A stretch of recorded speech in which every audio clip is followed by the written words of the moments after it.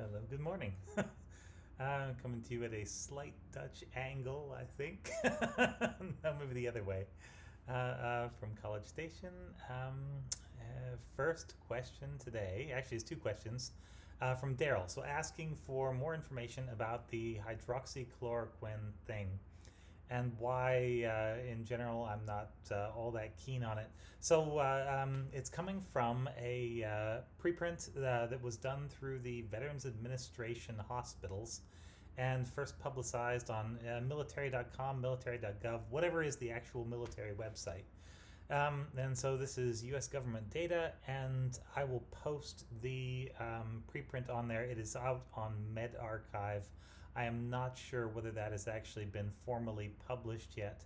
I would expect if it is not, it is in the process. The thing that I'm looking at in this one is going to be table 3 and table 4. And so I'm scrolling down to table 3. There we are, so I can see it.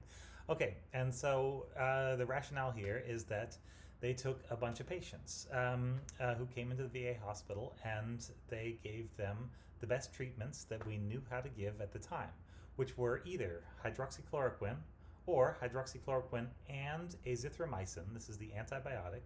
Or they gave them no hydroxychloroquine or azithromycin, I think. Yeah, so it's just really testing, does hydroxychloroquine do what it's supposed to do in here? And the idea is that hydroxychloroquine is supposed to make things better. It's supposed to slow the virus down enough that your body gains the upper hand, and so you get better faster and you don't get as seriously ill. And so the two big measures that I'm looking at are how many people died under different treatments.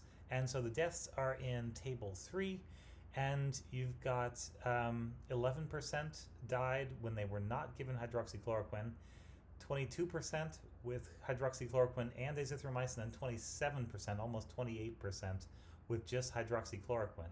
So from this alone, it's a statistically significant value.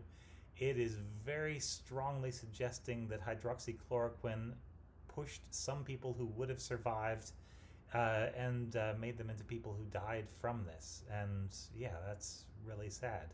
And so that's why I think this is not, yeah, probably not particularly effective. But you could also say, or rather, the doctors, yeah, also said, well, does it improve other outcomes? And so that's table 4. And so let's scroll down. There we go. We got table 4 here. Sorry, you're balanced on my suitcase right now, so it's a little wobbly. And table 4 is showing, all right, they got people in there and they treated them with hydroxychloroquine when they didn't yet need a ventilator, but they were showing some signs of respiratory distress. And so what happened to these people? And the ones that had no hydroxychloroquine, about 14% of those ended up needing to go on a ventilator. And the ones that did have hydroxychloroquine, about 13% of those eventually did need to go on a ventilator. So it did not change it. That is not a statistically significant difference. It just means that there was not any meaningful improvement in the number of people who ended up on ventilators based on whether or not they were given hydroxychloroquine.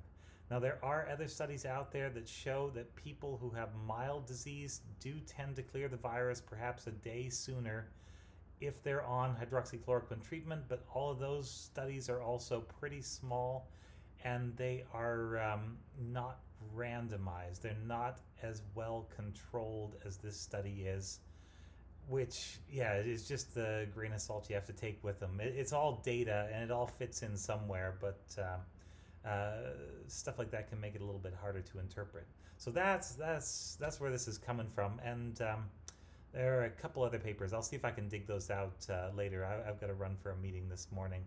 But they also show that in other situations, even in a very much larger test in China, there was no measurable improvement in deaths or people who need ventilators with hydroxychloroquine. And so if it doesn't actually help people who have serious disease, then or people who, it doesn't stop people from getting serious disease, I don't really know what its therapeutic use would be.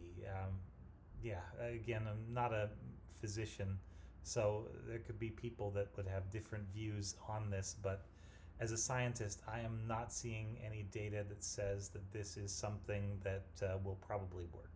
All right. So anyway, that's the longer explanation. I'm never sure how long to make these videos. I think when they get past about 3 minutes, I don't know if anybody has time for that. So hopefully this was enough. And thank you for the questions, Daryl. And yeah, have a great day.